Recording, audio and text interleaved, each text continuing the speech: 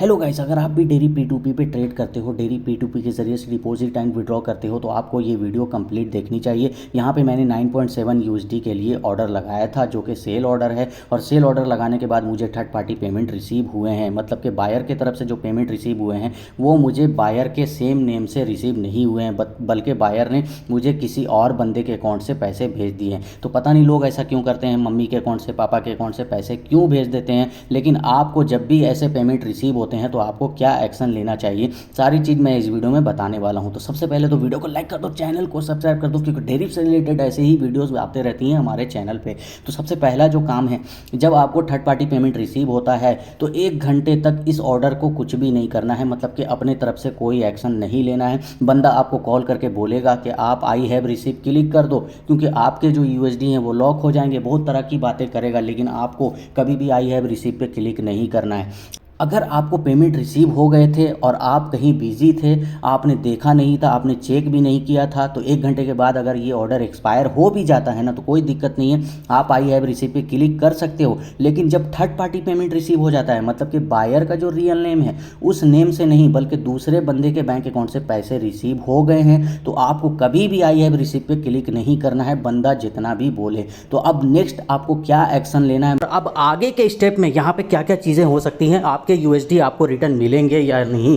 तो यहाँ पे सबसे पहले तो हम लोग चलना है मेल पे आप देखोगे, मेल पे मैंने जैसे ही ये 1 घंटा कंप्लीटेड हो जाएगा ना, आपको डेयरी के तरफ से खुद ब खुद मेल आ जाएगा कि आपके कुछ ऑर्डर डिस्प्यूट में चले गए हैं, क्योंकि उस बंदे ने डिस्प्यूट में डाला है। और वो बंदा चालाक ही होता है, ज़्यादातर स्कैमर जो होते हैं चालाक ही होते हैं। जैसे 1 घंटा कंप्लीट हुआ तो उसने डिस्प्यूट में डाल दिया। मैंने सोचा कि मैं यहाँ से कंप्लेन करूँगा तो डिस्प्यूट में जाएगा, लेकिन उसने क्या किया ना, पहले ही डिस्प्यूट पे क्लिक कर दिया। वो बंदा थोड़ा सा ज़्यादा होशियार है, लेकिन चाहे भाई जो भी हो, मैं किसी को गलत नहीं बोल सकता। लेकिन एक चीज़ याद रखो कि आपको तो यहाँ पे थर्ड पार्टी पेमेंट रिसीव हुए हैं, और उसको रिटर्न करने का या फिर उसको रिटर्न करने के बाद आपको यहाँ पे अपने USD लेने का एक तरीका होता है। तो यहाँ पे आप देखो, डेयरी की तरफ से आपको मेल आएगी। मैंने पहले बोला कि जो पहला स्टेप है वो क्या करना है, डेयरी के जो P2P ऐप है वहाँ पे क्या एक्शन लेनी है, वो पहला स्टेप है, मैंने बता दिया। अब दूसरा स्टेप क्या है, आपको मेल आएगा थोड़े ही देर के बाद, बल्कि मैं ये बोलूँगा कि 1 घंटे जैसे ही कंप्लीट होते हैं ना, 2 से 3 मिनट के अंदर आपको मेल आ जाते हैं। जैसे ही मेल आता है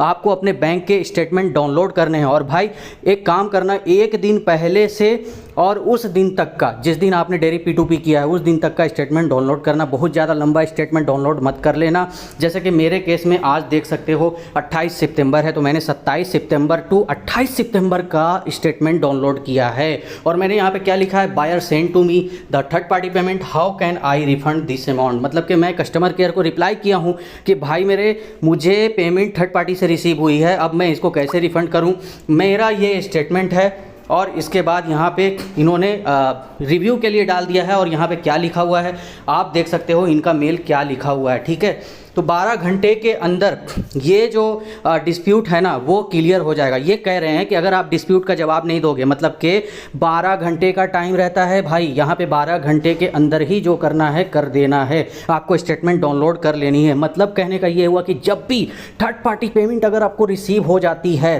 तो पहला स्टेप तो जो मैंने बताया वो करना है। दूसरा स्टेप क्या है, आपको मेल का वेट करना है, लेकिन मेल आने से पहले आपको स्टेटमेंट भी डाउनलोड करके रखनी है।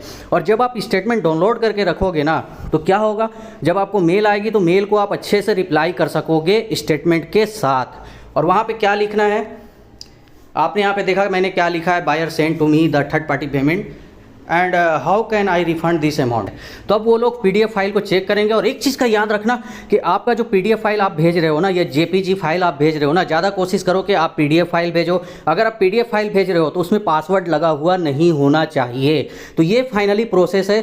और 12 घंटे के अंदर अगर आप रिप्लाई नहीं करोगे ना भाई, तो इसमें एक दिक्कत आपको ये आ सकती है कि आपका ये जो अमाउंट है आपको ना भी मिले। लेकिन आपको तैयार रहना है, क्योंकि मैंने पहले जानकारी दे दी है। अब नेक्स्ट डे में मुझे मेल आता है 11:08 पे मुझे मेल आता है कि resolution for dairy P2P order.